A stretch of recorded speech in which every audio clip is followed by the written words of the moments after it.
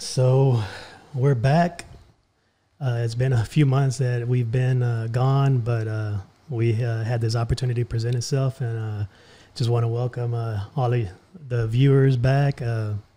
My partner in crime, Nathan, is back in the house. Doug behind the cameras, and we got a special guest today. Our special guest, Ian Buchanan. Is that right? Sir. I feel like we got a world-class athlete joining us today based off of his resume and his credentials. But yeah, we're excited about this opportunity. Thank you, Ian, for carving out a bit of your busy schedule to be here with us, man. Yeah, I appreciate the opportunity. Yeah. I appreciate Talk it. to some good brothers. Yeah. So, it's a couple of days removed from Christmas. We just got done celebrating Christmas. How was your Christmas? Man, mine was perfect. Family, food, fun. At the end of the day, I feel like when we get older, it's more about the kids. Yeah. So my daughter was excited about the entire day. So Okay. makes me happy. Yeah. Do you guys got any special or unique traditions that you guys have for Christmas? Honestly, I don't really buy her gifts. Okay. I usually opt for traditions.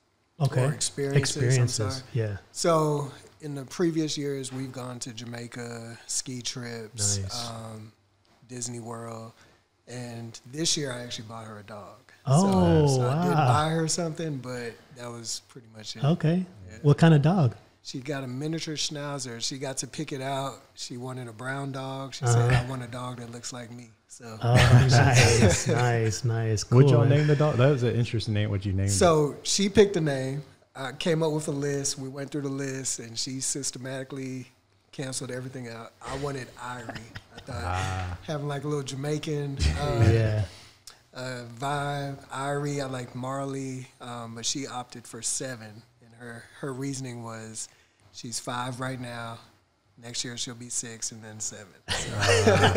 Nice. Yeah, man. Kids always say the darndest thing. I remember they used to have a television show. Kids say the darndest things. So, the way their minds operate, is always fascinating. Yeah, we're kind of the same way, too. This year we opted to kind of change it up and really, emphasize to our sons that it's more about, like, making memories and, going through life, collecting these experiences. And, we just came back from a trip to Hawaii at the end of October. So, it was kind of like a full circle moment for us, for our family, because we went out there last year with when it was just our 2 older boys. And my wife was pregnant, and we kind of did a little baby moon type thing. And while we were out there, she set it all up, and we had a gender reveal. And that's when we found out we were having our 3rd son. And so it was a special moment. And the boys were they came away like just talking about it nonstop. I was actually surprised, how much they remembered about it. And, we had an opportunity during the summer to take them to that, I don't know if you're familiar with it, an indoor water park called Kalahari Resort out there in the Austin Round Rock area. Yeah. Man, I had heard so much about that place, and we finally got an opportunity to go ourselves. And oh my goodness, man, it's pretty impressive stuff out there. Yeah. So we took them out there, and of course, Black Friday marketing, all the advertisement, they had a special promo they were running. So we're like, why don't we get them a stay at Kalahari again, and we'll give that to them. We found some little pieces of like the carry-on luggage, the themed carry-on luggages. So we got one of them a Mario themed luggage, and then another one a Lego themed luggage. And we're like, we'll just put like the I guess the reservation paperwork in there to let them know like, hey, we got you a stay at the Kalahari, and we bought them a few passes to this indoor slide park they have at Katy Mills Mall that they like to go to. So we just made it about that instead of like more toys and more stuff. Yeah, more stuff. So, even as grown-ups, I think we struggle with that, going through life, just making it about a collection of retail therapy. Yeah, exactly. Yeah, for real. So, I'm with you on that about just making it more about experiences. So, that kind of makes me feel good that we made a good decision. So this literally was the first year since her first birthday. Yeah. I actually bought her something. Okay. Yeah. Yeah. And how about Thanksgiving? How was your Thanksgiving? What did you guys do? Anything? That was good as well. So the gym that I own, there's several people that are kind of transplants to the city. Okay. So Yeah. they don't necessarily have a family dynamic here. So my biggest thing is during the holidays, just making sure that we have the ability, if we have the ability to extend and invite or make somebody feel more at home, that we do that. Yeah. I feel like a lot of times we leave the church in the church. Yeah. And the objective is to bring the church wherever we are. So, yeah. That's kind of my mindset. So we did Thanksgiving and I invited everybody who I knew wasn't a native Houstonian family. And so it was a great experience. Like the food was great.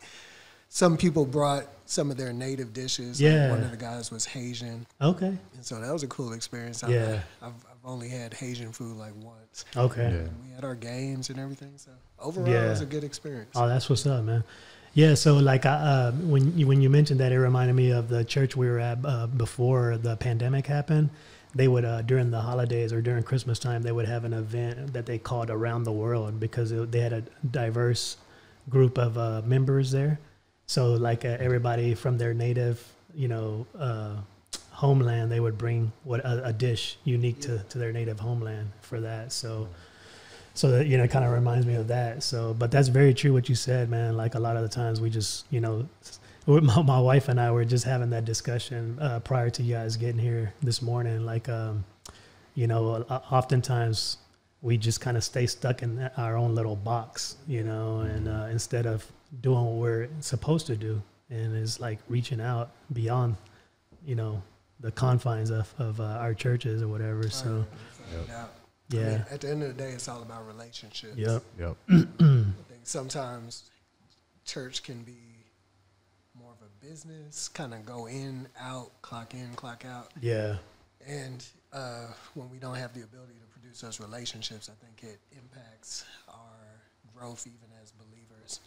Because we're meant to do it in unison. We're meant to do it collectively. Right. Yeah. And so it's very interesting to see the shift since COVID of how many people are no longer going to church because they feel that they can get the word via podcast, YouTube, or whatever platform, but they're not understanding the true benefit of coming together. Yeah. Community. Forming that community. Yep.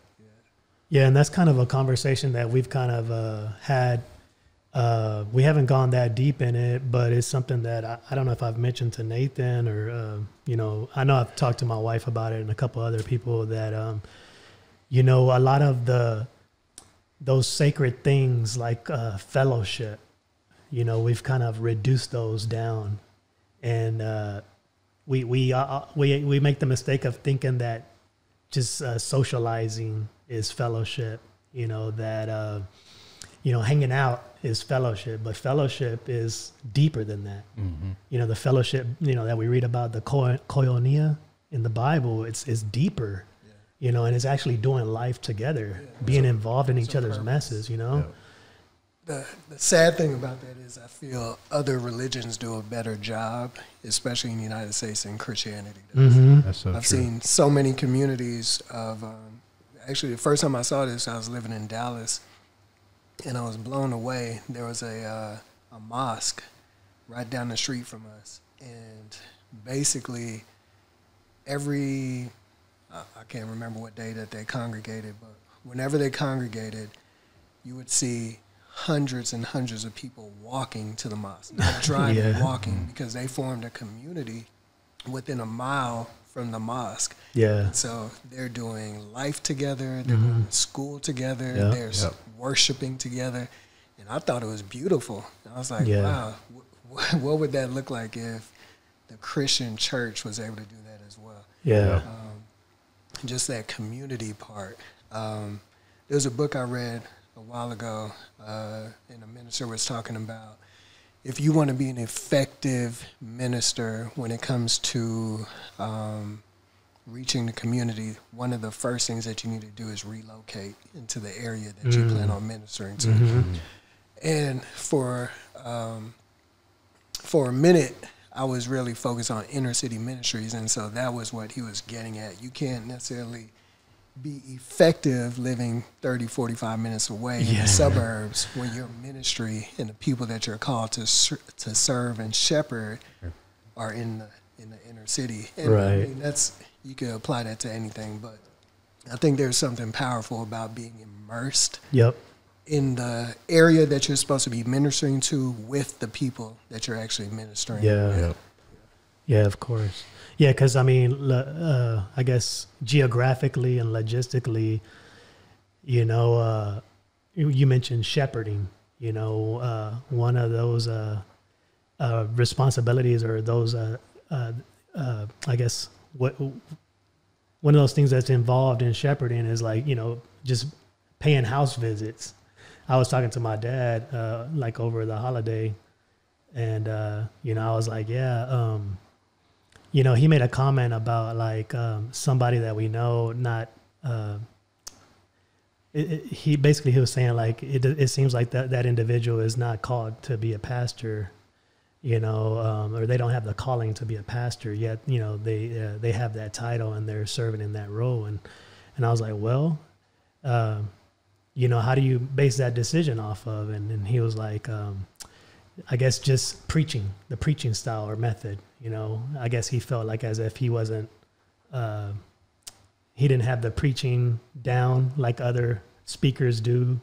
And I was like, well, he might not have that down, but he has shepherding down because he has relationships with those people that he understands the flock. You know, he has relationships with them, and you know, he's involved in their lives on a day-to-day, you know, and that becomes harder, like when you have that distance, that separation, you know, and it almost, we can even use the excuse of it being an inconvenience, you know, when you're called to do that. That's interesting, because I think a lot of people would share in your dad's sentiments. But the crazy thing is, preaching is the least significant thing when it comes to pastoring. If you really think about it, if you're a full-time minister, you're at the church Monday through Sunday, maybe get Monday off, maybe Tuesday through Sunday. But you're preaching for, 2-3 hours on a Sunday? The other 40 hours, what are you doing? I saw that when I went to seminary. The pastor that I served under as a youth pastor, he definitely wasn't the most dynamic preacher. And I think he knew that. And so he went and got associate pastors that were phenomenal. And he was very strategic in doing that. But if you ever followed him for a day, he would go to the hospital. He was doing funerals. He was calling people up, praying for them, allowing people to come to the office at any time. He was having his board meetings. He started a nonprofit in the community. So the pastoring part is way more exclusive or inclusive than just simply preaching for 2-3 hours on a Sunday. And I think when you can assess your strengths and weaknesses for the body of Christ, that's when you're the most impactful, because everybody's been given a certain gift and a skill set and a tool. Like, some people don't want to shepherd. Some people don't want to meet with people at 2 in the morning, 3 in the morning.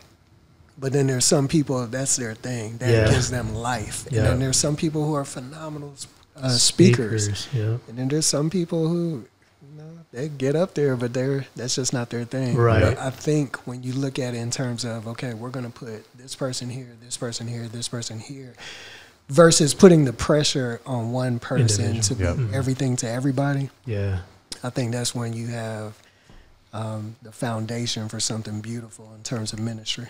And I think like that's another, you know, like when we talked about desecrating or reducing, you know, those important I guess concepts that God instituted through, you know, through His Word, the role of a pastor. You know, we've almost reduced that down to, like, you know, like a CEO or like a manager, you know, more of the administrative day-to-day, you know, a COO, Chief Operating Officer, you know, and just made it more about that. And we've kind of like lacked in, you know, the area of shepherding for the longest, you know, we've gotten away from that, you know, what it was mainly supposed to be about, you know, and so, and I think we've elevated, you know, those celebrity preachers who get up there, you know, on TV, national TV or syndicated programs and, you know, like do a great job of doing that. And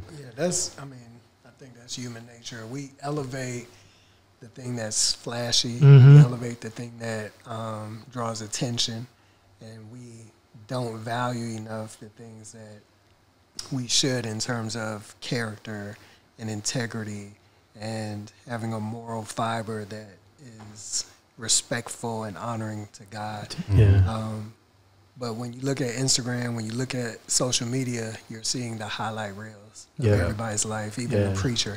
And so it's a very, very interesting world that we're living in right Mm-hmm. now, because 30, 40 years ago, if you ever listen to Billy Graham was very basic. yeah, Like his message was repent, don't go to hell, serve God. Like it was no flashiness. Yeah. There was no like just crazy stories or anything. It was just, but he lived it inside and out. Like he Right. did not veer to the right or to the left. He was Yeah. very just straightforward. And I think we're in reverse times now, yep, where the flashiness, the excitement, the humor has risen to the top, and then the character and development and integrity is behind the scenes. yeah, Yep. yeah, And so it's interesting when you see, I think anybody is capable of falling, but I think sometimes we elevate people so quickly that they're not even ready for the elevation and the fame and the attention that they get. mm-hmm. And it's a tricky place to be in, because if you're not ready for that, it's easier to fall yeah, to certain temptations that that maybe if you had a slower rise versus a drastic rise, you could have developed some of those characteristics Yeah. that God probably wanted to develop. But and you could apply that to anything in life, but even athletes, like you take a kid who's been poor his whole life, and then an 18-year-old, give him $5 million. Like, money doesn't reveal or create, it just reveals like your character. And I think the same thing can be said of the platforms that people have been given and the success that people have been given. But social media, in my opinion, is making it very tricky, because I do think that people have a heart for God, love God, but at the same time still need to develop certain characteristics before they're placed in different roles or leadership. Yeah. Everybody that's fallen, I root for them regardless. Yeah, for sure. But I see how it could happen very easly. Yeah, that like how you talk about that ascension, and I think we've talked about it, man. You got to be careful with those that like rise, so quickly, or even ourselves, it's like that slippery slope is very literal, and it's when you're not ready for it, it'll be evident, pretty quickly. When you haven't spent the time or you're not prepared for that acceleration. So men are tested when things are good. When things are bad, we know who to go to.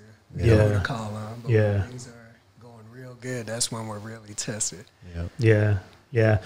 No, kind of going back to that idea of like, fellowship and community. you know, it goes back to the early church, man. I always tell people that, like, when I picture, you know, because there were no camera phones back then, you know, there was no... Praise God. I know, right? I keep seeing this meme pop up where if, like, Moses had a iPhone, like, and he's parting the Red Sea, you know, you could...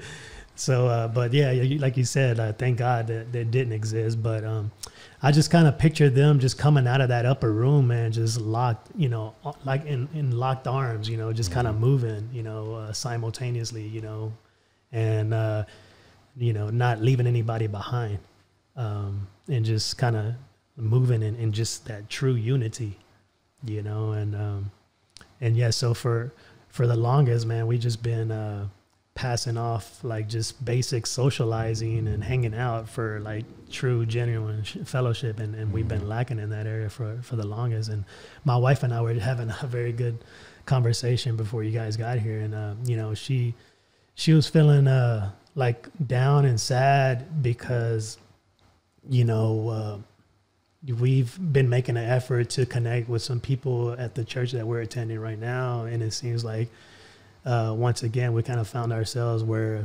you know, I don't know whether to call it rejection or not being accepted for who we are or something, or just there's just something there, you know, like it just seems like there was a cop out, you know, as to why, you know,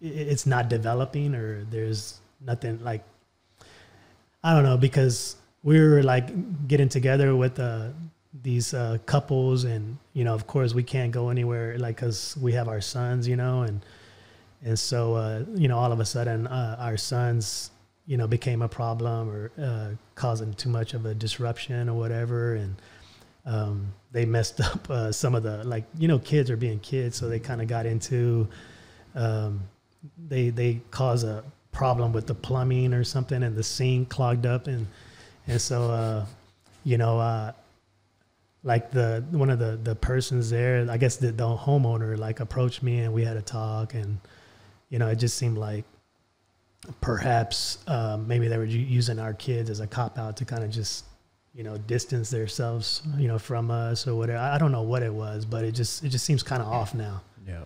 And awkward.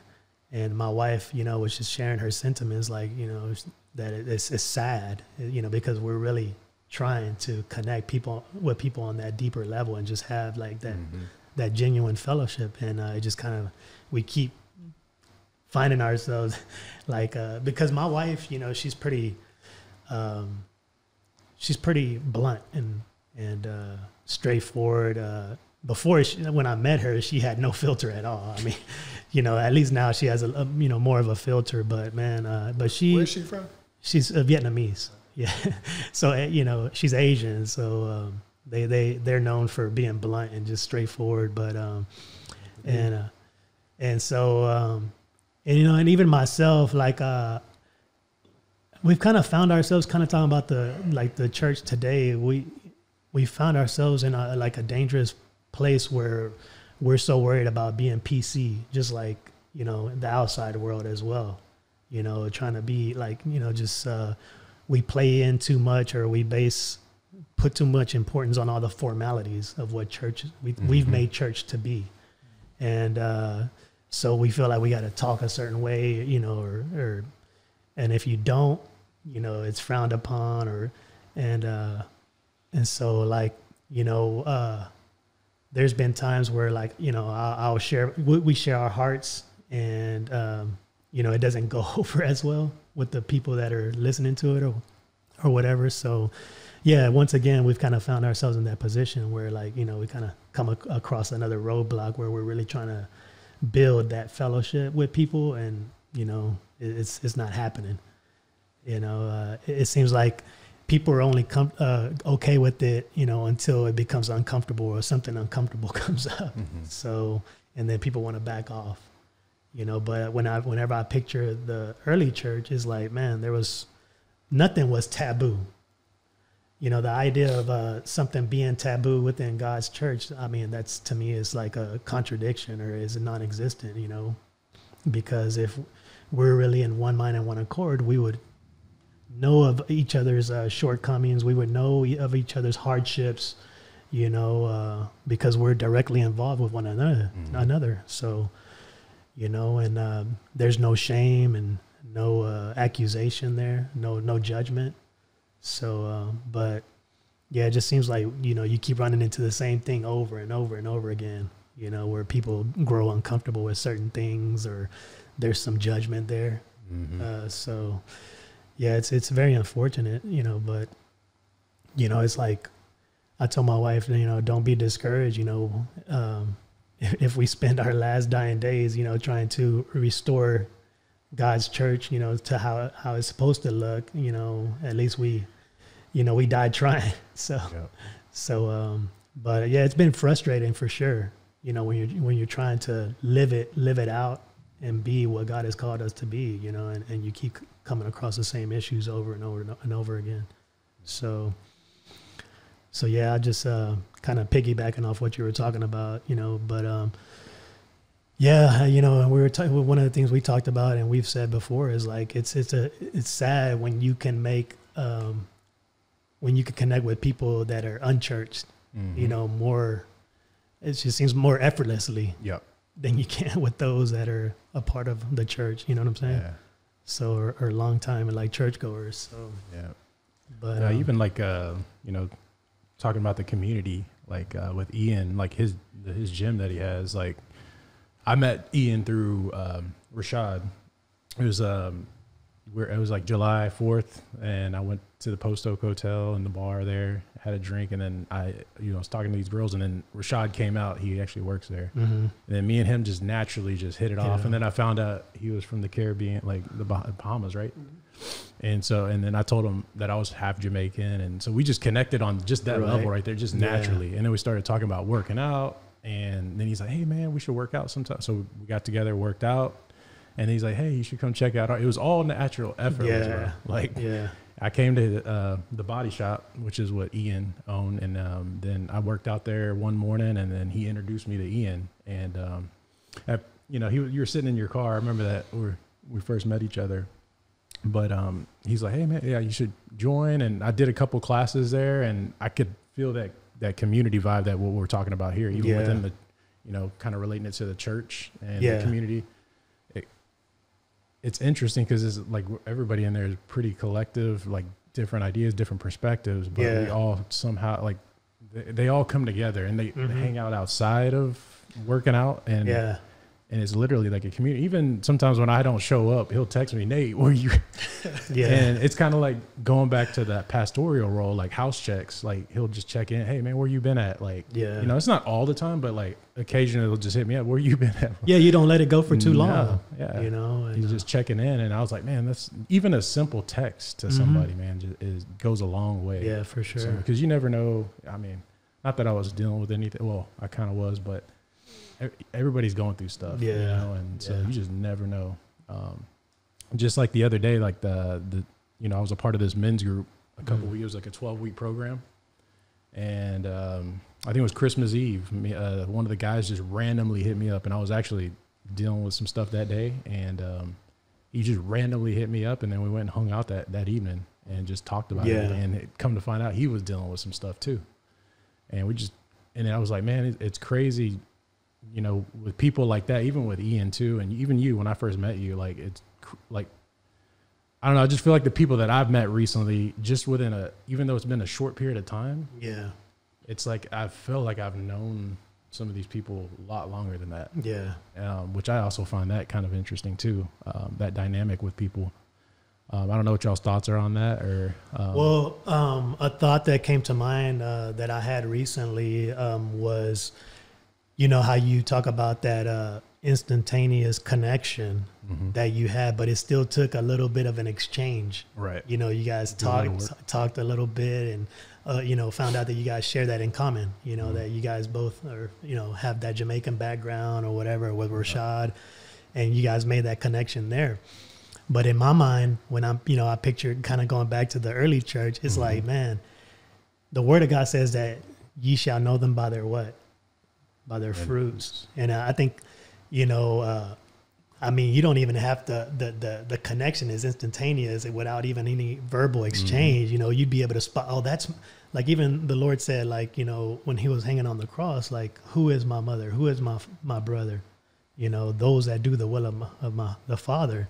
So it's like, you know, I picture it like, you know, we could be crossing each other on the sidewalk, and I could instantly like know, like, that's my brother. Yeah. That's my brother, you know, and I think that's how it should be, you know, with very few words exchanged, you know, but like how you said, that connection is very important, you know, a genuine connection, not just any connection, you know, to find those things that you do share in common and just kind of build off of that, you know, build that relationship off of that. Yeah. And I think too, for some reason, I don't know why I feel like, I actually met up with Sandra and, I don't know if you remember Charlene. Remember her?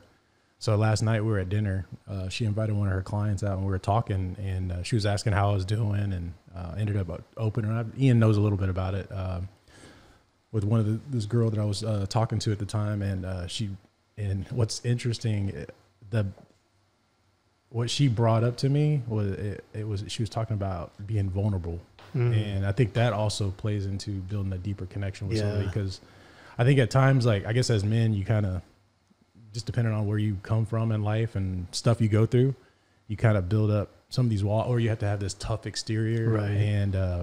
And I think I kind of let that supersede me sometimes, and not, even though I know I am vulnerable, like, I just don't, like, sometimes but like, even when we work out, like, we'll have, like, just randomly, he'll ask, like, how things are going with me, or I'll, like, you know, right now we've been talking about, like, relationships, and like how it's going for him, and, you know, my perspective on it, and I think even just talking that through while working out, that's very helpful. Just bouncing off, because you might have a different perspective on it, just as well as Ian may have a different perspective on it, and I may not, and I'm not, nobody's perfect, and so, like, whenever he tells me something, I'm like, man, I never thought about that. But even last night, she called something, like, and I appreciated it, because I always told you that, like, with me, like, I was like, bro, like, just be honest with me, dude. Like, don't ever hold back, even if it may hurt.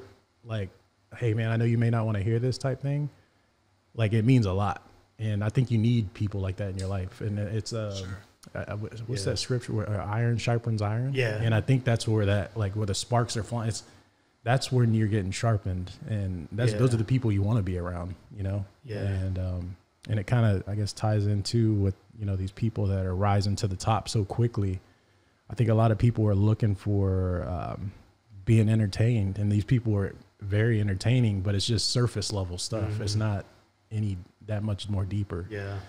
But I think there's a lot of people out there, just even with me being in the dating world, there's a lot of broken people out there, bro. Like, you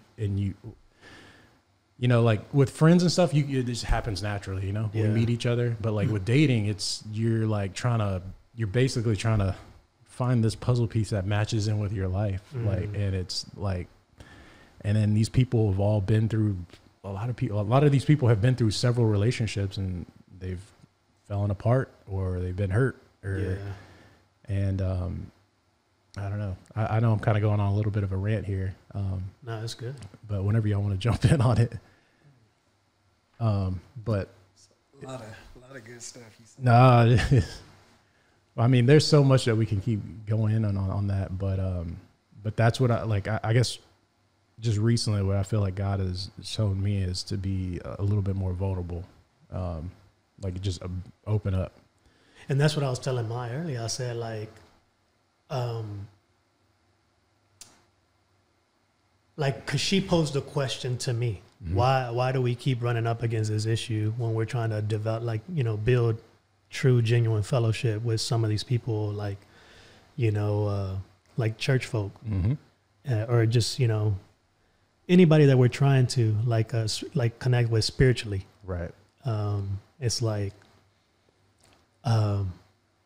when it happens, you know, you begin to ask yourself, is it, you know, like the question is not you, it's me, you know, so you start like, you know, reflecting and looking inwards, and I like, cause she's more social than I am. I'm more of an introverted personality. So I have the tendency to shut down before she does, So I told her, like, do you want to like reach out again? Do you want to like, what do you want to do? Like, you want to continue to attend their gatherings, their home groups that they have, we can keep trying. We can arrange for, if it was an issue with the kids, let's put that theory to the test and let's get some, babysitters, and you and I will go and fill it out, and, we'll just keep giving it a try. Right. I'm down, and she was like, no, like, and I was like, well, if it's a something that God is trying to like work on us about, like, I told her that it's certainly not for lack of effort. You're not just going to go up to a stranger and just begin to like how you said, be vulnerable to them. Right. You got to build that, some sort of like relationship, some trust, through that relationship building, and it's like, it's unrealistic. Right. To just like, you might as well go to like a Catholic church and go to the confessional with this priest who you don't know anything about, and just like, just air out all your dirty laundry. You know what I'm saying? Yeah. It's no different than that approach. Yeah. So, I think two things come to mind just listening to y'all's situation. So one,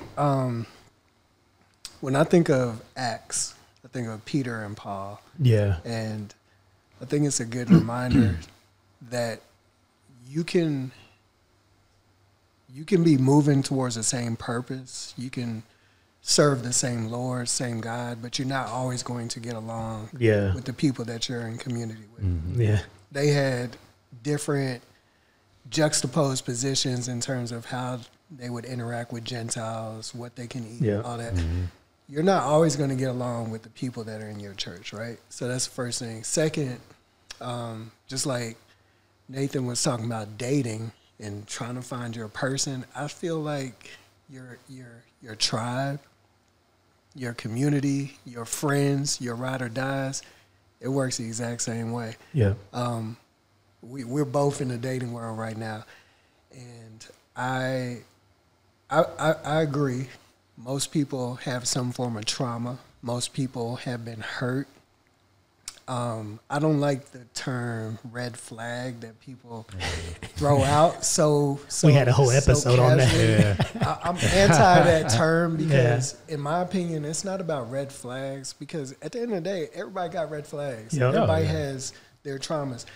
It's about figuring out whose trauma can coexist with whose trauma. There you go. Whose hurt can heal somebody else's hurt. Yep. How can y'all work together, complement each other? Complement each other. Yep. Yes. Yep. And I think it works the same with friendships, with creating your tribe. So if there's a group who the connection's not working, that just tells me you got to move on and try to find another group. Yeah, and the sad thing is like, like I met up with one of the leaders of that group, and I was just like, he was like, the way he approached me, he was like, I need to talk to you about like your son, this happened, yada, yada, yada. And I was like, but as he was like, trying to like, I guess, share that with me or express that to me, I kind of saw like there was a lot of hesitation. I was like, just shoot me straight. Mm-hmm. Just shoot me straight. But we go through all these like, like, oh, brother, we love you and this and that. And, you kind of start overcompensating. Like they don't want to hurt your feelings. Yeah. There's a lot of overcompensation. Right. The other day I was watching a show and I heard the expression, the compensation of overcompensation. Mm-hmm. And I was like, you can't say it any better than that, because when you're trying to cover up for something, you tend to overcompensate in some other area. And I always say that. And so I just felt a lot of that, I was just like, hey man, just you don't have to like blow a lot of smoke up my rear end, none of that. Spare me all that. Yeah. Just tell me what it is. Straight up. Yeah. Just be straight up. If you don't want me to, you don't want us to attend your group, don't use my son as an excuse. Just tell me we're not wanted, or we think it's not working out, or, some of the things you're saying kind of like, or, making us kind of uncomfortable or whatever it is. Just be straight. Yep. Don't do this whole churchy thing like, oh, or just use, find different excuses. You know what I'm saying? Yeah. So do you feel that your son wasn't the real reason? Oh man, like when I think about it, like we've had so many people traffic through our home. And if you're in the business, the hospital, if you're hosting, you're in the business of, hospitality, you have to expect that, your house is going to get jacked up. There's going to be wear and tear on your house. And we've done that so much. Nathan can tell you that, like, we had an old townhouse there in the Galleria. It's like probably not even half the size of this place. And I don't even know how we fit like the type of crowds we had in there. And you just have to be prepared for there to be some wear and tear. Things are going to get broken, whatever the case. And you got to just overlook that and excuse that for the greater cause. It's like you're there for a purpose. It's that gathering is, for something bigger. Not to be devil's advocate. No, go by all means. But it seems like you have more experience in that than maybe somebody else does. I have no idea how your parenting style is. I don't know how your kids are. So it could be a lie on their part. I have no idea, right?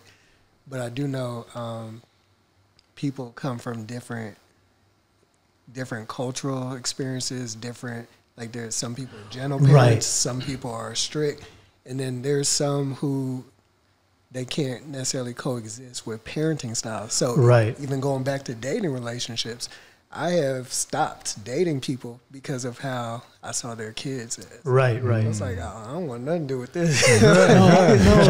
You can't control your child. No, I'm good. I totally get that. And like Nathan, can attest to this. Like, we'll be the first to tell you that, like, hey, our sons, they're rowdy boys. They could be a handful, and especially Levi, he's kind of going through this phase, behaviorally. And so we know, like, we're aware of that, and that's the reason we don't hire. We don't date. My wife and I don't do too many like date nights, like in the conventional sense that you hear a lot of people like, oh, every couple needs a. We don't have too many of those for that reason, because we don't want to put what's our son on anybody else, our children on anybody else. That's our responsibility, and we know that. We brought them into this world, so like if that means we can't go on get date nights, and that's the sacrifice. That's what we chose. So we know and it's the same way with this group. Like when they, invited us, we didn't go out seeking them. So, and they knew we had family, we had children, and they kind of run through the church, after services, and we're like, always trying to corral them up and, just make sure they don't, cause too much of a disruption or tear up anything. So, they kind of knew what they were signing up for, type of thing. It's like you knew we had kids, and if it was a couples thing, that you say that up front, like you guys, we would like for you guys to join, but it's just for like couples. You know what I'm saying? Yeah. Type of thing. So I think that once again goes back to just compatibility. Yeah. So even when you're talking in terms of compatibility with you and your wife, with another couple, but there's also got to be a compatibility with parenting styles, personalities of the kids. Yeah. Like, it extends a little bit further now that we have children as well. Like my daughter, she's an extension of me, but I also know she's not going to get along necessarily with every child that my friend may have. And I create my my play dates accordingly. Like I've been able to assess, okay, they play well together, they get along well together. Yeah. So I mean, I don't know the dynamic whatsoever, but from what I know of you, I don't think it would be you. So it could potentially be that they may have an issue with they have kids. No, that's the thing I was going to bring up. This is an elder gentleman, and I gave him the benefit of the doubt that day, and I said, I totally understand you're far removed from having your own children, because he has grown children. Yeah. And I was like, we were talking about this, and I was kind of giving him every opportunity to be straight. And older people are used to like very rigid, very sit down, stay in the corner, seen, not heard. So it's a cultural dynamic, right, and an age gap. So I mean, but now it's like it's become an awkward thing. Even when we like see cross them like at church, and I'm like, why is it even got to be like that? It's like just hey, let bygones be bygones. You continue to do the Lord's business, how you see fit, and we just keep it moving.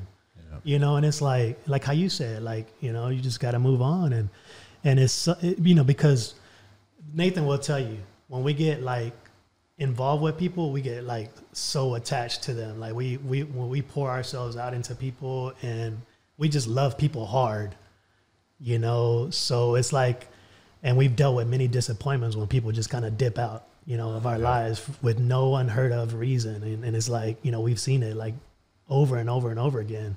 And so it's like kind of one of those cases, like, it seemed like we had a good thing going. It's kind of like the dating thing. Yeah. Why are you dipping out on me? What are we like? Just talk about it. Just lay it straight. If it was my kid, it was my kid, and we can live with that. Yep.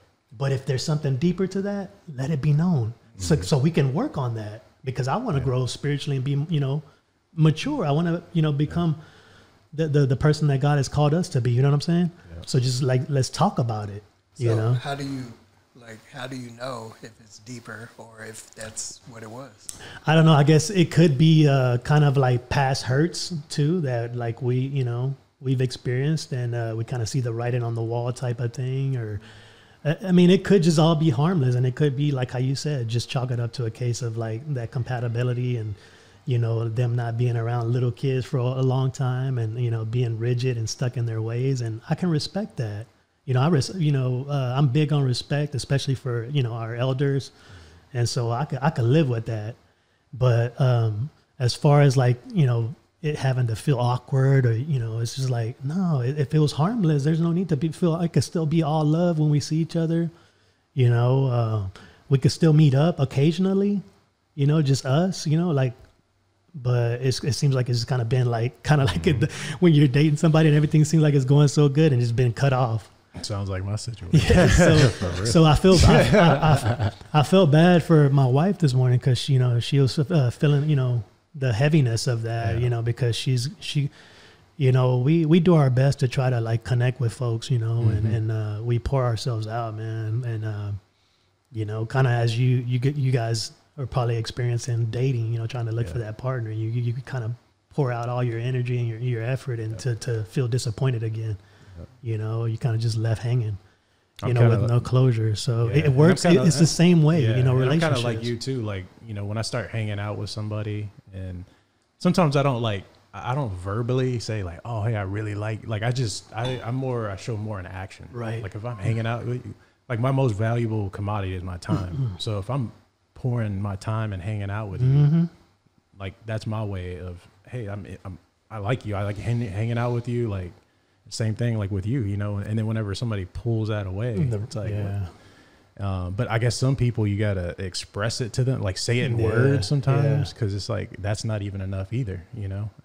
That's what Charlene was telling me too. She's like, you got to sometimes be verbal with it.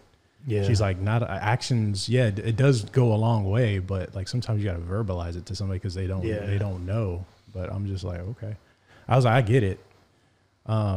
And another thing she told me too, which I thought was interesting, she's like, Nate, like, because I can recount, like if I have a conversation with any of you guys, I can recount what was said. But she was like, Nate, she's like, you're hearing, but you're not listening. And I was like, dang, you got, like, I was like, you know what? Like, I never had anybody really tell me that. Yeah. And she's like, you hear what they're saying, but you're not really listening to what they're saying. And maybe even with this guy, like, that you're dealing with, he's telling you something, but he's not, I mean, I don't know what the deal is, but. Yeah. So I'm just like just kind of like a no nonsense type of person. That's how we are, it's just like, let's just get to the bottom of it. And I mean, I give people the benefit of the doubt. I try to all the time. And like, I'm cool with whatever stance you take. And it could continue to be all love, they're sweet people, I'm not like, we're not holding it against them or whatever.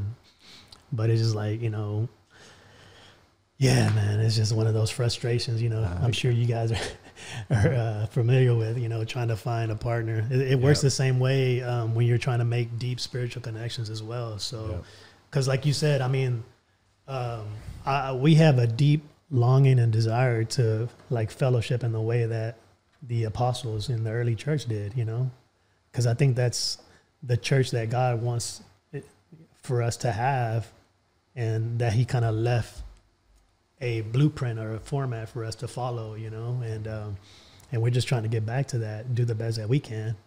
So we don't claim to have it all figured out, but that's what our heart's desire is, to make, you know, have that fellowship. Because, I mean, you guys are familiar with his word. I mean, on that day when he does return, what is he coming back to see?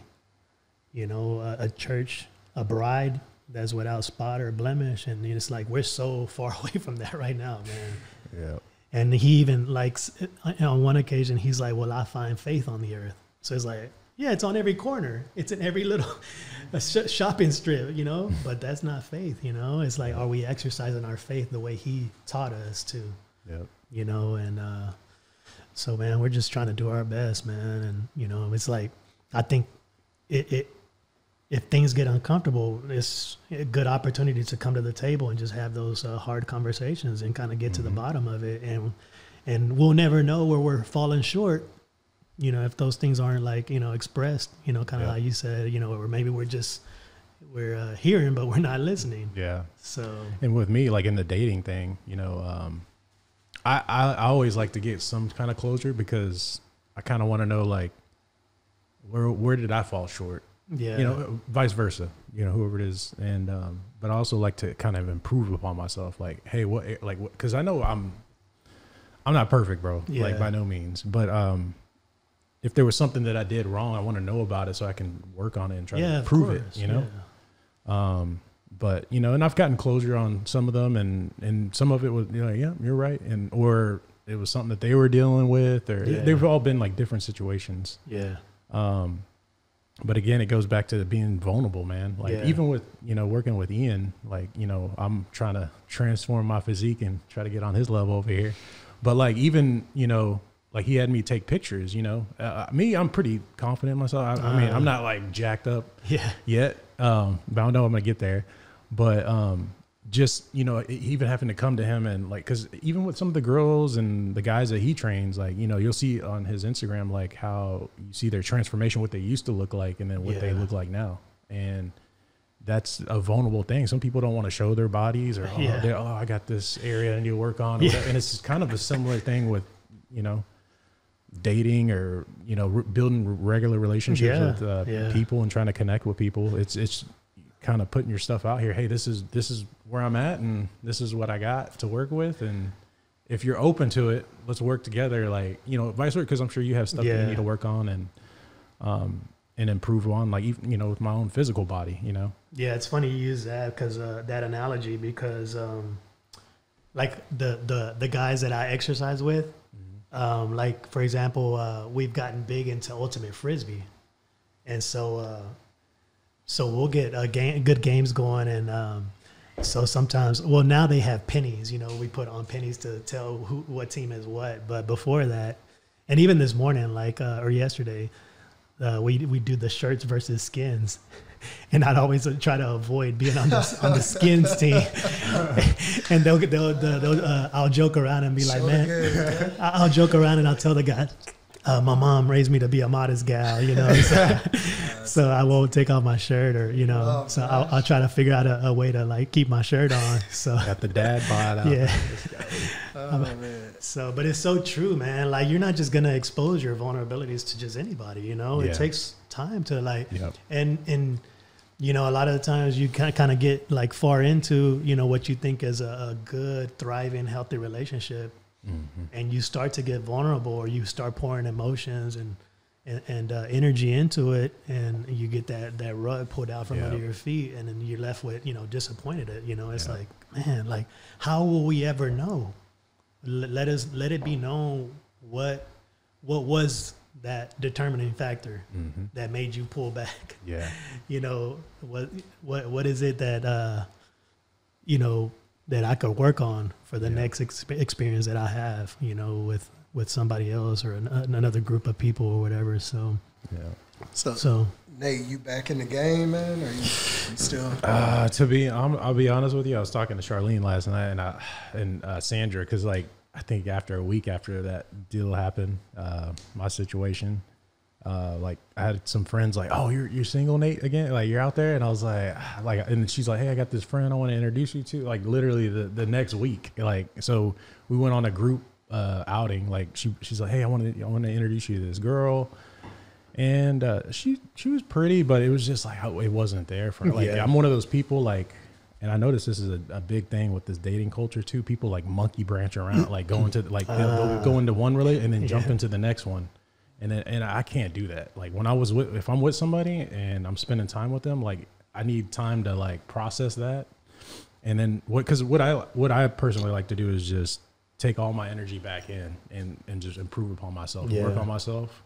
And then if some, like I even got off the app, I'm not even on the apps. I don't even want to get on them anymore. Like I just want to meet people naturally. Like, and so I've just been focused. Like right now I'm just, to answer your question.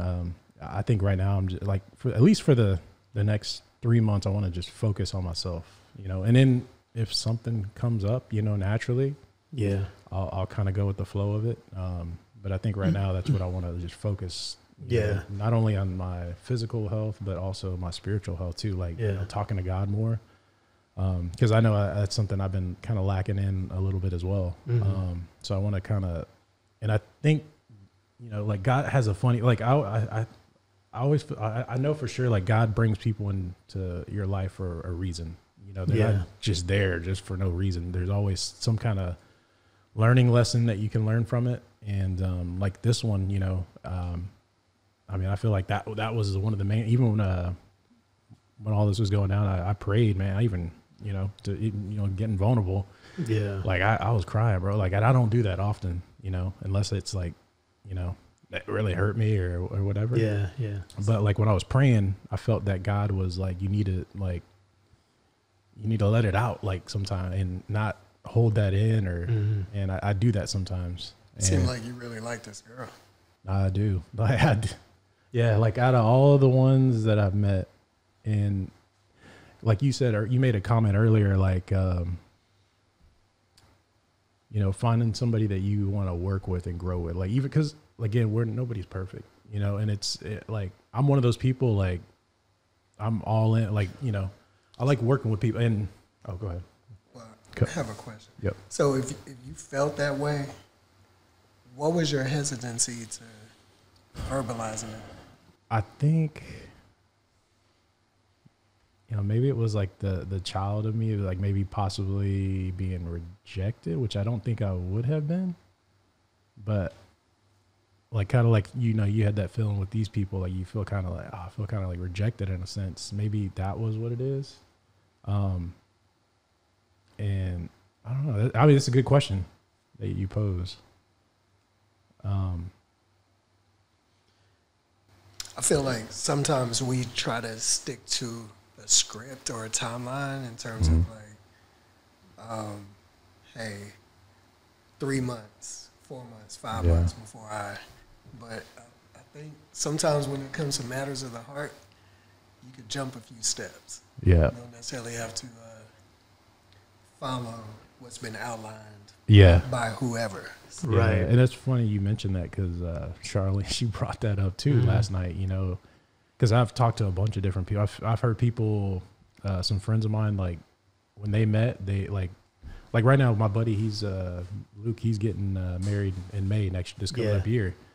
He met her at Hope City, and he saw her like when he was walking. I guess when the service was over, he just saw her. He said, "I wish." He's like, "Man, as soon as I saw her, I just beelined over there.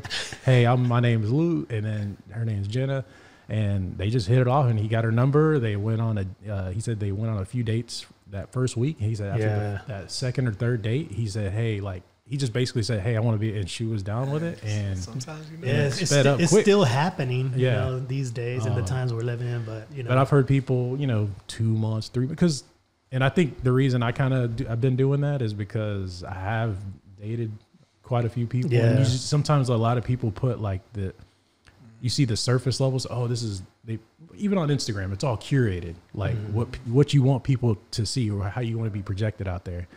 And I feel like the first couple of months, like hanging out with them, that stuff will start fading, and you'll see who they actually really are. And And if it's something that I want to be with, like I'll still stick, like, you know, Yeah. put that time. Hey, look, I'm willing to work on those areas. If you're willing to, you know, help me work on the areas that I'm not strong in either. So Yeah. I agree with what you're saying, but I also think that the amount of time that you spend with somebody can quantify or speed up the getting to know you process. Like if you're, you know, one date a month, Yeah. text here and there, but if you're spending hours upon hours with somebody, and I talked to this one girl, and we would talk 4 or 5. I don't even like talking on the phone. We were talking 4 or 5 hours a night for a couple months. So in my opinion, it expedited the getting to know you process, where it wasn't just a 2-month connection. Yeah. That was probably equivalent to almost 6 months to a year because of the depth of our conversations. So I get what you're saying, but I think also you can see the heart of somebody a little bit quicker based off of the proximity, based off of the time that you spend. Time spent. And that works with our relationship with God too, right? Yeah. The more in-depth you are, the more time you spend, the more of Him is revealed to you versus going to church once a week. Yep. Versus spending time with Him every single day. So you can look at the vertical relationships to help us with the horizontal. Yeah. Dang, that was deep. Yeah, and I think that's probably how they coined the phrase. Like, I feel like I've known this person, you know, for all my life. Yeah. You know, is because you've like gotten in deep with, you know. I could probably say that with some of the guys that I've been exercising with for just like 1 year. You know, we see each other 3 times a week. You know, consistently. You know, we're in the trenches, literally, because it's like like right now it's a mud pit, and like, you know, one of the exercises we did, they call it the tunnel of love. So everybody's like, you know, in a high plank, and, you know, they got one taking turns crawling underneath the tunnel. So it's like we're in close proximity. We're like in each other's like stuff, you know, and you know, I think that's where they probably coined that phrase, you know, oh, I've known this individual, like it feels like I've known this individual an entire lifetime, you know, or we go way back. How long did you date your wife? Man, we dated for about 4 years. Oh, wow. Yeah. But we were like how you say, like that, how you describe being on the phone. Like she was over at my place. We were like, man, we spent so much time together from the jump. Like we were like just always together, just hanging out, talking. I mean, and she brought that out of me because, you know, I'm like, you know, introverted, and like if a conversation's not going anywhere, I can't entertain it. You know, I can't like, you know, try to come up with stuff that I run out of things to say, you know, but somehow we found, you know, all kinds of stuff to talk about, you know, in just a short amount of time. And, you know, it just kind of, we were always together, like doing everything, man. So it happened quick, yet we still took our time, you know, to, you know, those 4 years before we decided, you know, to you know, take it to the next level or whatever. And of course, like, you know, God started dealing with my heart, and as a result, you know, ended up dealing with her heart, you know, and we kind of got to a place where like God dealt with my heart, and I started getting deep into church, and, you know, and in my relationship with Him, that you know, we kind of went through a little breakup. We separated, you know, so that I could like continue my journey with God, and like to let her, give her some time to discover, you know, God on her own, rather than me trying to pressure her, like, you know, you need to come along on this journey with me. You need to convert, you know, to my, you know, my belief system. So yeah, I mean, it was, you know, but God brought us back together. You know, she had a revelation on her own. Her family might think otherwise, that I brainwashed her, but, you know, that was all God, you know, that did that. And yeah, so, and we just celebrated 18 years of marriage in October. That was, you know, part of the reason for our trip to Hawaii as well, you know, kind of celebrating our 18th anniversary. Yeah. So, yeah. Man, well, just hearing your story, man, that you could just, obviously when y'all two parted ways during that time, like, and she didn't understand it at the moment. Yeah. But that love was strong between y'all two, obviously, because she was willing to, like, you know what is it that he's doing? Like, she put in the effort. Yeah. You know, and there's people out here, they don't want to put in that effort. They just want something like, you know, I was talking to one of the guys in the men's group, like even, you know, correlating with the dating stuff. Like, he's like, man, these girls, like, they just have this checklist, and like, you got to check all the boxes. And if you have this one box that they didn't check, or you're halfway there, they're just like cut out. Yeah. And, you know, it goes back to what I said earlier about the dating app. Like, it's a blessing and a curse, because yes, you do have access to all these people that you would have never met before, or because, you know, on my day-to-day, I don't run into a bunch of girls besides maybe going to the gym, or you know, on my way to work, or while I'm in the grocery store, or wherever it is that I'm at, or if I'm in a bar or restaurant. So it does give you access, but then it's good in that sense, but then it also gives people too many options, because then it's like, oh, well, this guy doesn't work. I can find somebody else. Like, and that's how it is. And it's rather than trying to, if you genuinely like, okay, the physical attraction's there, all these other things are there. Yeah. Like, if you really like work, you can work on those other things. But some people just don't want, they want, like, it's like going back to, they just want, like, it's like a microwave generation. People just want like instant, like, and it's not realistic, man. Like, it's not like what you see in these movies, that these rom-com movies, like that's not real, bro. Like, at all. And so Ian, you're a single dad. Yes. And you have like shared custody of your daughter, or sole custody, or no? So we have 50-50 custody. Okay. But right now, I probably have my daughter the majority of the time. Okay. 60-40, 70-30, just because I take her to school every day. Yeah. Pick her up every day. So, like, just so everybody knows, like with you and I, Nate introduced us, and we met for the first time over lunch. You know, we met for a lunch at a good Jamaican restaurant that you recommended. Shout out Helen's Kitchen. There you go. Yeah. Shout out to them. And so we met there, and then, you know, you invited me to a small group that you you know, put together, and that you have going on. And so those are the only occasions that we met each other on. But I could tell that you're a pretty hands-on dad.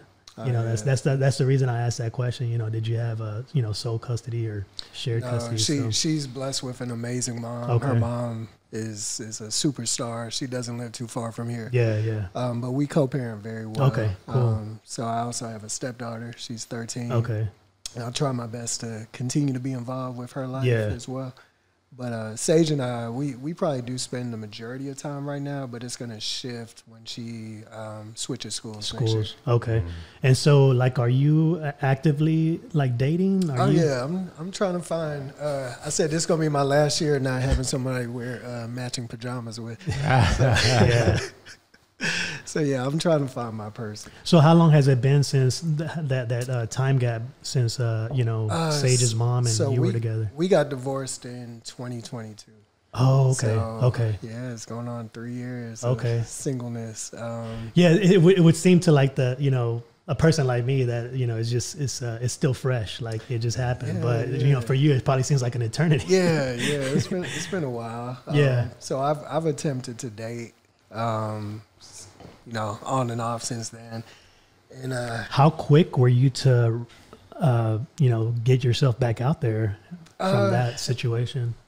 That's a hard question to answer, because we were separated for a while before that, and then even after we got divorced, we attempted to try to make it work. So it's kind of not exactly sure how to answer that one. But I've been actively searching with intention. So my desire is to be married. I don't want to just date for the sake of dating. So I would love, if God blessed me with another kid, I would take another kid. It's trying to, once again, find somebody who can blend with all of your background, all your issues, all your traumas, to a point where we could help each other move forward in partnership. So it's a interesting world out there right now. Yeah, and I kind of wanted to hear that from you, because you're the owner of a successful gym, and you're a personal trainer, and from what I can tell, it seems like even on that when we met each other up for lunch that day, you had. I thought they were relatives of yours, you know, or like maybe one of those was somebody that you were dating, you know. So talking about proximity, you know, a lot of your client base, it would seem like is females, right? Yeah, I'm not dating any clients. Yeah. So do you have that like rule for yourself or that policy, like, you know, the client? Any client is off limits. Okay. Yeah. But you would think like, you know, to other people, it might seem like, oh, you know, he's in close proximity to a lot of women, so it would seem like easy for you to like find somebody or a fit through that. So the majority of my clients are married, okay, which is good. And then, I mean, I developed friendships with some of them, but yeah, they're off limits. Yeah, because on that occasion, you know, you could have fooled me, you know, how friendly you were with them. But like I said, it almost seemed like they were relatives, you know, so that was cool to see. I'm trying to remember who came with us. The girl from so she's the not, island. She's not a client. Mauritius. Okay, so she's not a client. Okay. Yeah. Who else was there? And I think it was. Did she go to school with you, Baylor, or that? Sheena. Is it Sheena? Sheena. Okay. Yeah. I think. She was at the small group too. Yeah, so I knew Sheena. I've known her since college. Okay. So she's not a client either. Okay. Yeah. So I don't think Nate was the only one from the gym. Oh, okay. Yeah. Okay. But yeah, you know, just kind of like hearing that from you is interesting because, you know, you're in close proximity to a lot of women, but that's, you know, the fact that you say that a lot of them are married, you know, that kind of rules that out.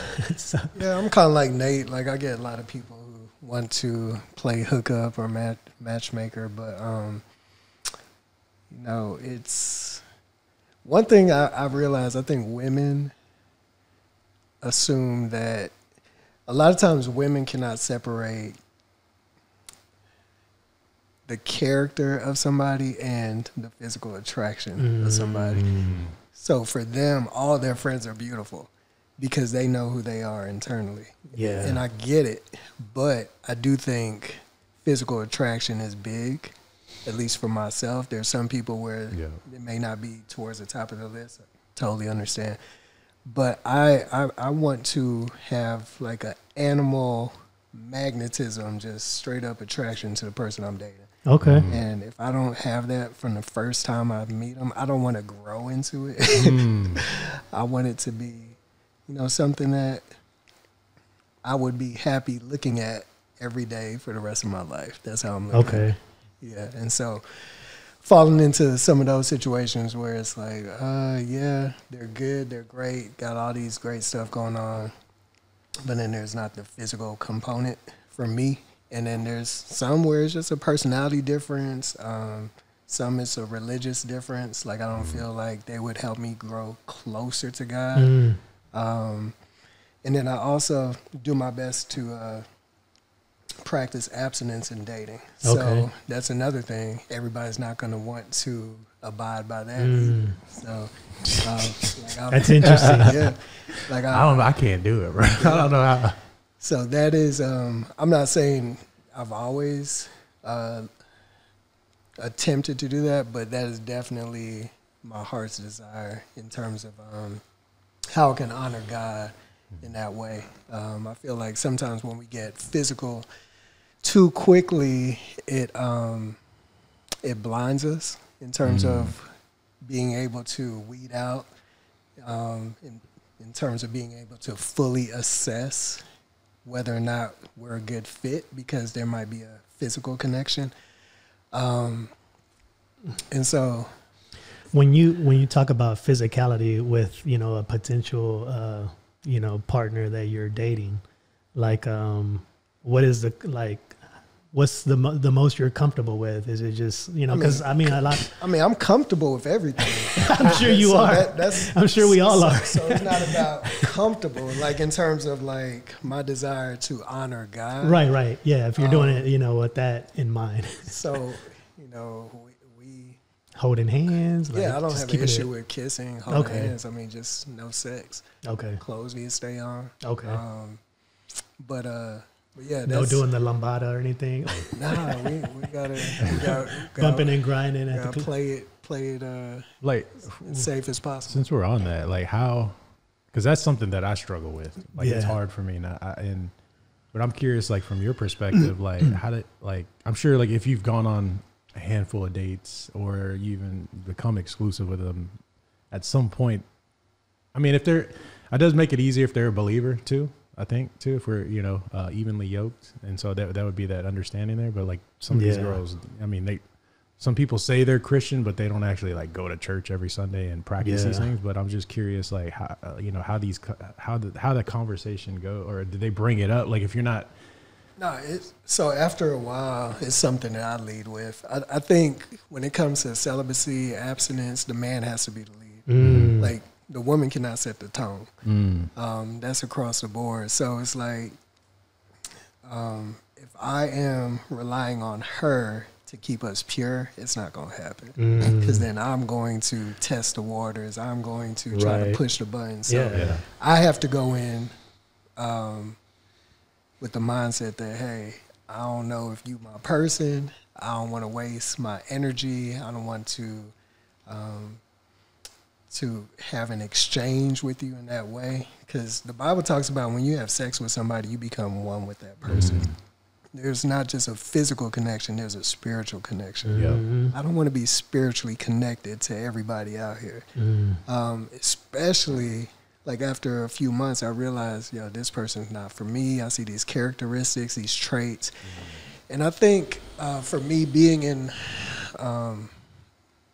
fitness, one thing I've realized is that you can't compartmentalize discipline. So the same discipline that I have in following my macros, getting my cardio in, working out, it transfers to sexual discipline as well. I appreciate that. Yeah. If I am loose with my sexual discipline, then it impacts my ability to be disciplined in this area, this area, this area. You don't compartmentalize discipline. Yeah. It's across the board. Yeah. Good stuff. So going back to the instant animalistic attraction, did that exist with your ex-wife? Yeah, she's beautiful. I think like for me, I want to have to fight the urge. I don't want to have to create the urge. So I want to be able to look at somebody and be like, dang, I need to be strong versus ain't nothing there. Like, because eventually if it, leads down the altar, and then you're going to want that physical connection. You're going to want that immediate attraction. So how long did you date your ex-wife? We didn't and how long were you guys were married? We dated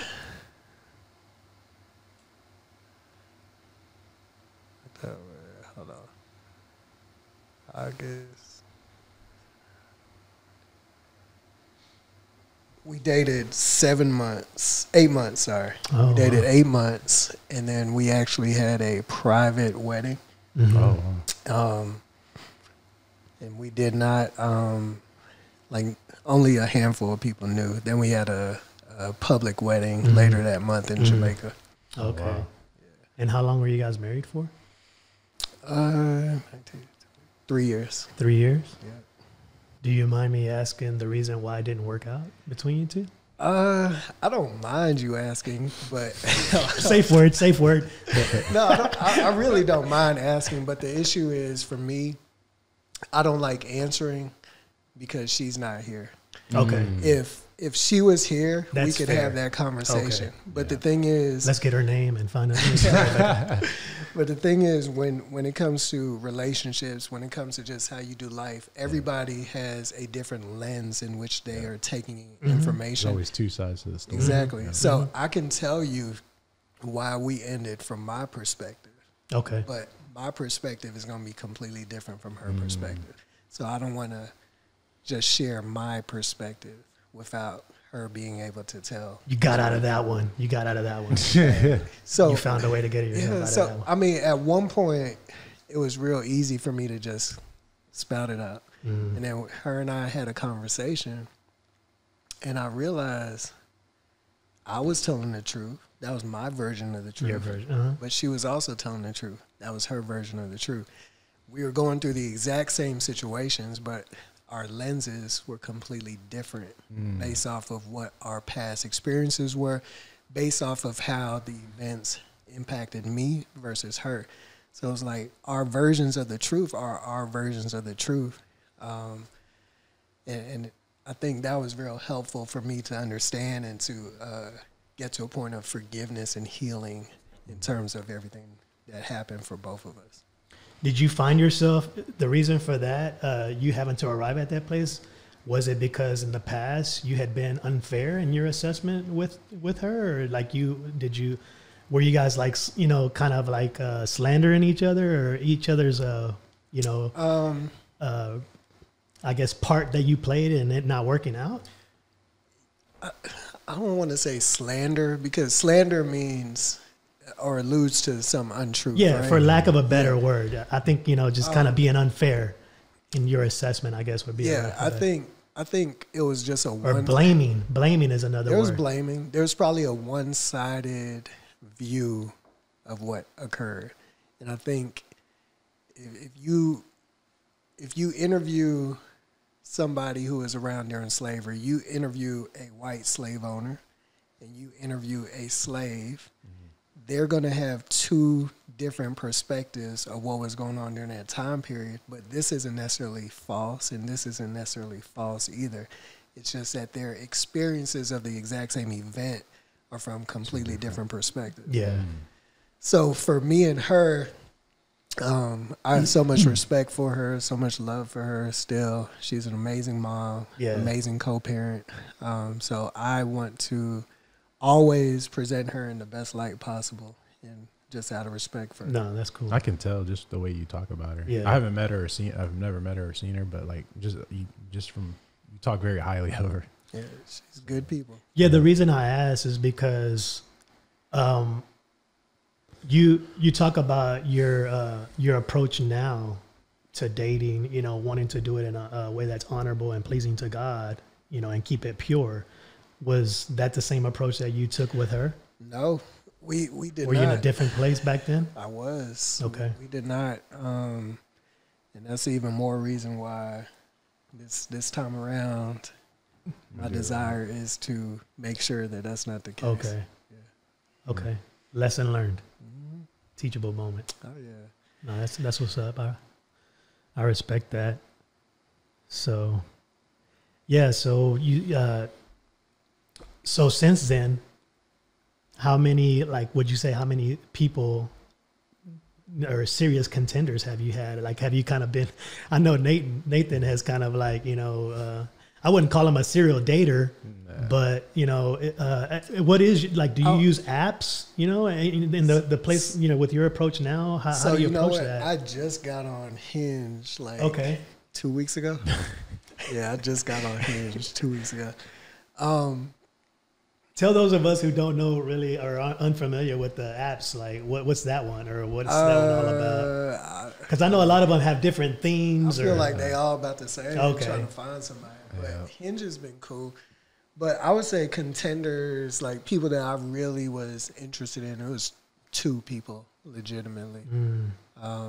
Two people that I was like, oh, okay, I see potential. Yeah.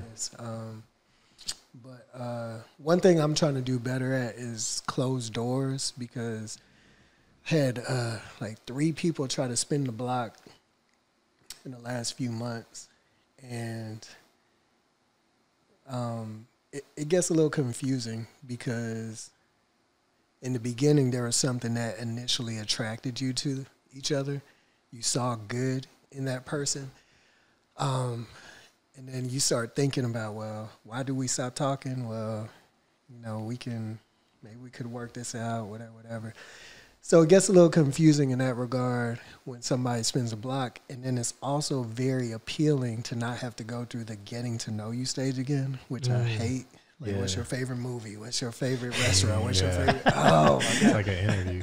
Yeah, I can't stand it. I can't stand it. That's what it's. I was going to make that comparison too. Yeah, I do not like it. So I actually got on Hinge as my way of officially shutting all the past doors. I was like, man, I'm tired of this. I'm over it. Let me just get on this. And this is my way of officially starting over. So, Hinge, so far I don't know if I haven't been on too many apps. I did a Christian dating one called Upward. But it wasn't that many people on there. Oh, okay. But, Hinge is, I don't know if it's any better. Like, what have you been on? I think I've been on Hinge and Bumble, but I feel, just me personally, I feel like the Hinge one was probably, it just had a little bit better quality. Yeah. I mean, they got Tinder too, but I think that one's more like hookup. Like okay. Yeah. So I never really got on that one. So have you been as respectful and cordial with the ones that, like, these? Oh yeah, without a doubt. At the end as of you the were day, with your ex-wife, as you are right now with her. Like, yeah. At the end of the day, I feel like regardless of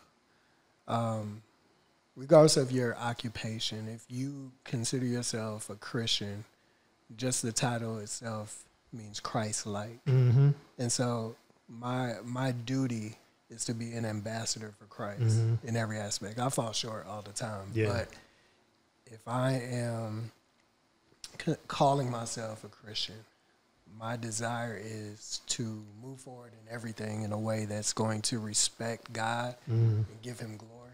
So even in the dating world, I want to make sure that I'm not doing anything that's going to make him look bad because I'm a representative of him. So I do move forward with respect. I'm not gonna ask for any, some nude pictures. I'm not asking for anything like that. But I'm, very gentlemanly. I'm paying for all the dates, like all that stuff. And so you've let them down easy when it's had to be you to, like, just move forward. I'm still trying to figure that part out, honestly. Maybe you can give me advice. So there's been people where you initially see potential, but even before you go on a date, just from conversations, you realize, that's not for me. And so somebody got mad at me a few days ago. Well, I was gonna bring that up because you would strike me as a person that you would have to deal with, like, serial clingers type thing. How do you, this is getting intriguing, like hearing your experience. Yeah, how do you let them down easy and respectfully? I really don't know. I'm trying to figure that out. I actually ghost them too.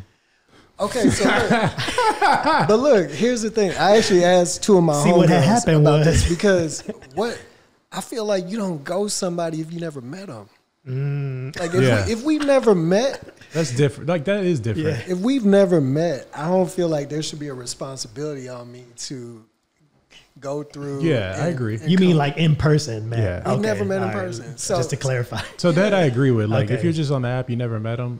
If you're not feeling it, just kill it. So somebody actually told me off. So I was like, what? Not Ian. But I didn't do anything. We never met in person. We had communicated for like a week plus or something like that. But then I was like, nah, you're not for me. Like, are you supposed to just tell them? Like, how do you move forward with that? What are you supposed to do?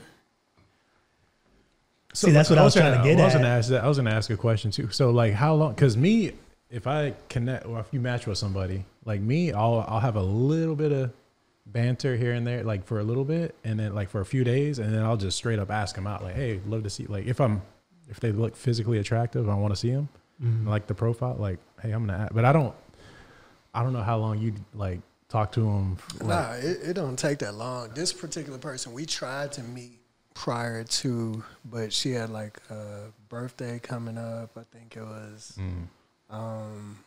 around Christmas. Like, so there was a lot of stuff that we couldn't meet. But I started falling back because I realized, like, our conversations, stuff I saw her posting on Instagram, that she just wasn't for me. I got you. And so she got upset when I fell back. But I was like, what are you supposed to do in that situation? I'm not exactly sure. There's no textbook. There isn't. Yeah. No, that's why I thought it was interesting to kind of hear, how do you approach that? Those situations where, you're kind of trying to figure out if this person's for you, and it's not. You kind of run up against a situation where you see like it's not going to work out. So I'm trying to learn. I'm not gonna lie. Okay. I think in the early stages like that, I guess I can kind of like if you just stop contact. I guess I don't think that's that bad. What about with the two serious contenders that you talk about prior? Like how did that like how was that conversation? Like did that did they try to like cling on to what was or how did that go down? Who all watch this? I'm trying to think. Who's going to watch this podcast? No, because we you say, you bring up trying to do the honorable thing and do it in a way that like doesn't,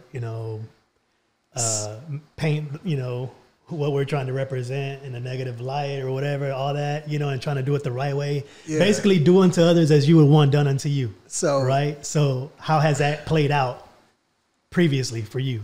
And what was the reaction, So, okay. The first one, we had known each other for a while and we started dating. Thought there was like a deep connection. That's who I was talking to for hours on. Oh, okay. And I had a pre-planned trip with my ex. We took the kids to a ski trip. Nothing romantic. At the time, we were both single, no prospects. We had a pre-planned trip, and I told the person I was talking to about it, but I guess I didn't tell her in enough time. And so she was very upset, and she decided to call things off because of that, which I understand somebody being upset. Totally get it. I didn't realize we had stopped talking after that. She ended up reaching out maybe like 4 or 5 months later. Oh, wow.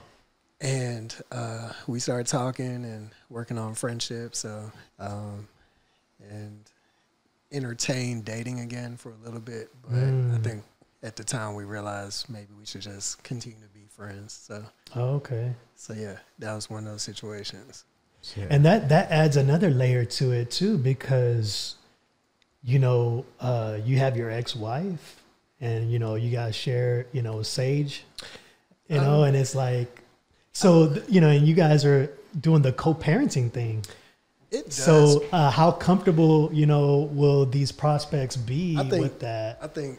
Do you lay that out like from the jump for them? I think, unfortunately, the way society is now, the majority of marriages end in divorce. I think it's over 50% now. Yep. Which is sad, but I think it's just a part of the culture at this point. Mm-hmm. So there's an assumption that if you have a child, that child is... For a man, that child is not going to be 100% with you. Most of the time, it's majority with the female. So, right. It's not an issue. I think this particular thing was an issue because of the pre-planned trip. Like we had planned the trip, paid for the trip like 2 or 3 months before she and I even started talking. But I guess she wanted me to have told her from the jump. But it was kind of challenging because after a week, you don't even know if you're going to keep talking. So yeah.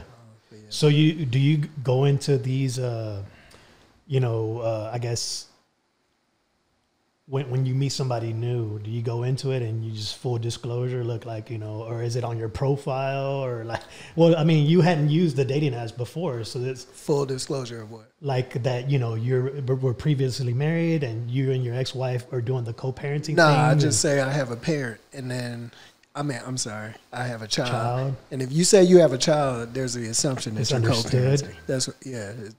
That's how our culture is. If you say you have a child, 90% or probably more than that means that you're co-parenting because most men don't have full custody of their kids. Mm-hmm.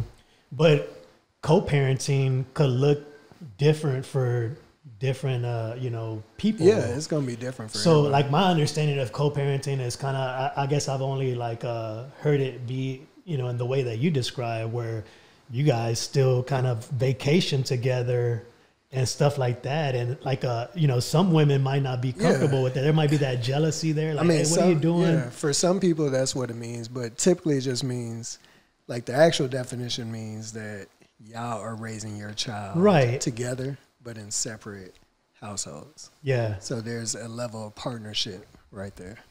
But it's still going to involve, you know, special occasions and activities, like, together as a unit. Maybe. I mean, everybody's different. So for sure, graduations, yeah, there's that expectation, birthday parties. But outside of that, it's going to look completely different for everybody. Okay. That's good.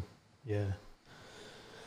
Wow. So, yeah, this it's interesting to kind of, because we've heard Nathan's version, like how you said, there's a different, you know, when you look at it through a different lens, you know, you have different versions of, like, you know, the truth and the struggle of dating, you know, and we've heard Nathan's version of events, and it's interesting, like, you as a single dad, you know, who's putting yourself out there, and you're trying to, not to say that Nathan isn't trying to do it in a way that honors and pleases God, you know, but like to hear you, like, you know, just, you know, practicing abstinence, you know, going into it versus Nathan self-admittedly, like, you know, saying that, hey, he can't do that. I told you I'm not perfect. So, you know, that's kind of like, you know, interesting to see that this, you know, it lets us know that the struggle is real, you know, for both of you guys, you know,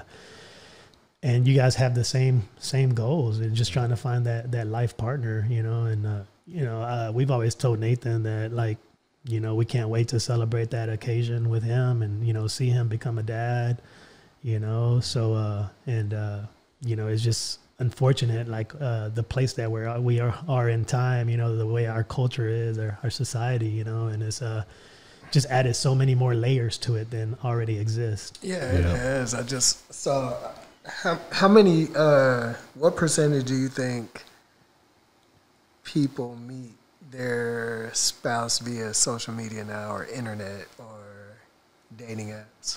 Now? I think it's got to be way up there. Like, it's got to be like... Well, for the reason that you described... 85 on that. I think probably like 80%. Do you know the Yeah, it's 60%. 60%? 60%. I'm not surprised with that, just for the simple fact that you said, you know,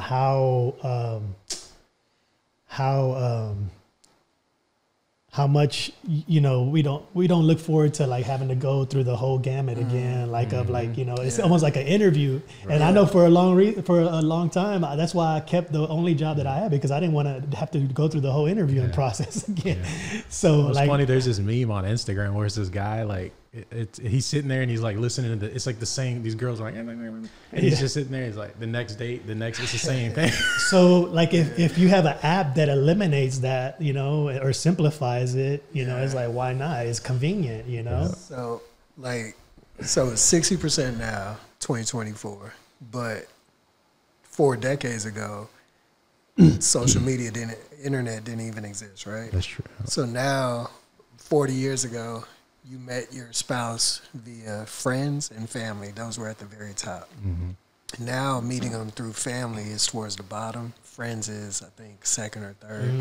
So what that did, it created a whole different dynamic to where even when we were teenagers, we probably met our significant others through school, through work. So now, and that's why I was saying, like, I'm confused with how to shut things down via social media, because it's a new world, like, it's a new playbook, like, it's completely different than what I've experienced.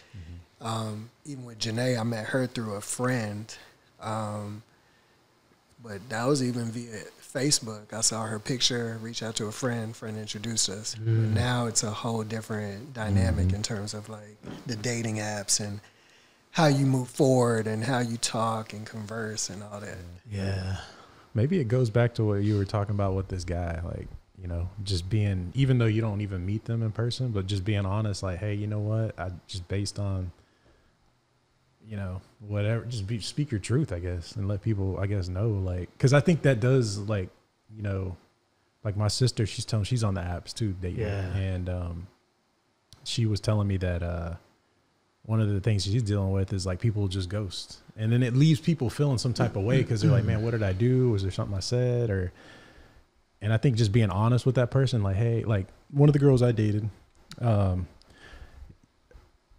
you know, she basically, she's just, hey, we got the chemistry's there and everything, but she just said, hey, I just don't feel like we connect. And then to me, that was like the biggest thing that, you know, she could have told me, because I was like, oh, okay, you know, I can respect that.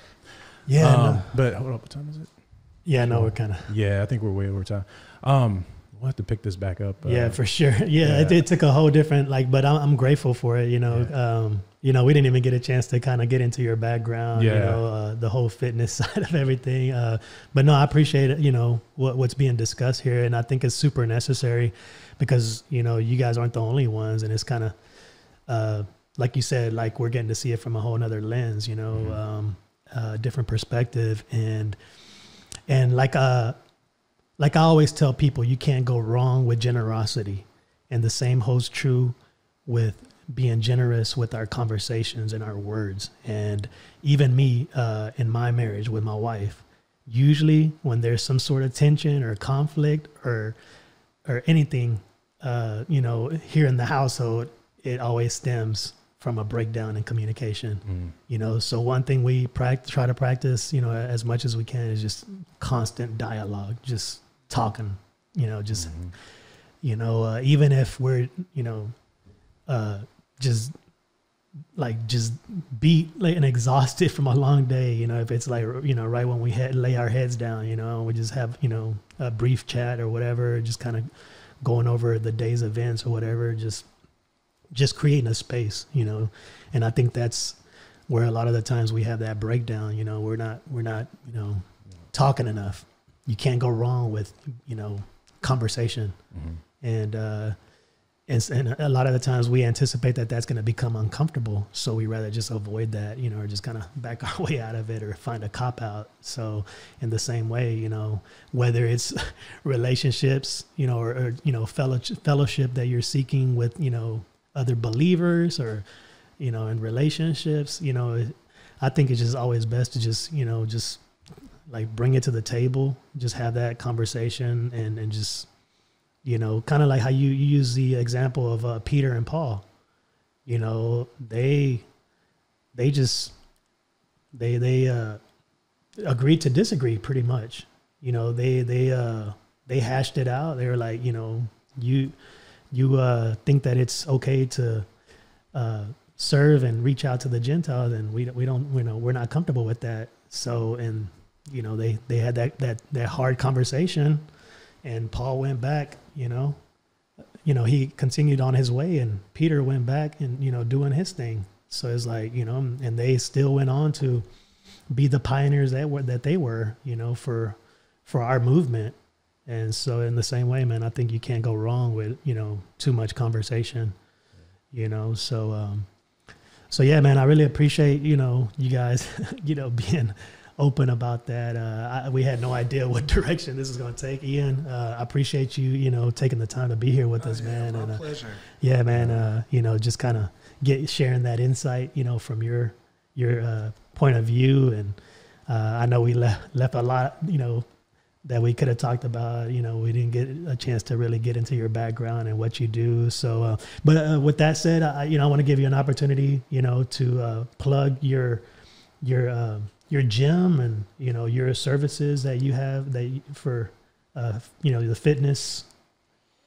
If you want to share that with the listeners. Yeah, we're located in 3rd Ward, 3609 Emancipation Street. We offer small group training, one-on-one personal training, meal plans. Okay. Pretty much everything that transforms you. Yeah, and you know, Nathan has shared with me, and you know, I got to see it in person when I attended the small group that you have going on. That you have a desire, you know, to do full-time ministry of some sort. You know, we didn't get a chance to get into that, but do you still have that small group going on? Would you like to share with people like that might want to? You know, link up with you on that? We meet every Thursday at 7 o'clock at the Wesley Chapel on TSU's campus, also in 3rd Ward. So we basically get in depth with certain topics that the church has addressed, but maybe not necessarily as openly as it could or should. Like you talked about being politically correct. So we don't really focus on the politically correctness when we talk about sex and same-sex relationships and some of the hot topics that are out there right now.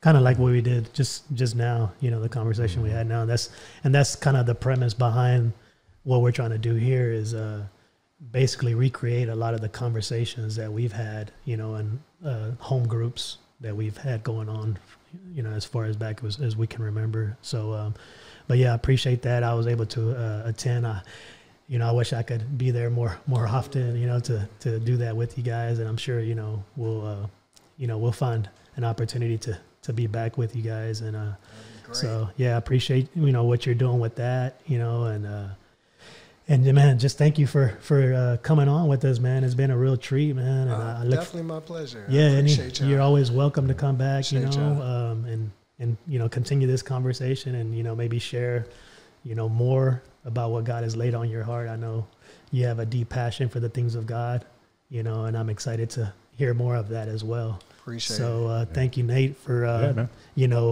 introducing me to Ian and, making that connection for us and, for the part that you play here. Doug, shout out to Doug. And everybody tuning in, appreciate you. Appreciate the support. And just remember to hit that subscribe button, follow us on Instagram, give us a shout out. Any feedback is good feedback for us. So yeah, we appreciate you guys, and we'll see you again very soon. Signing out. God bless.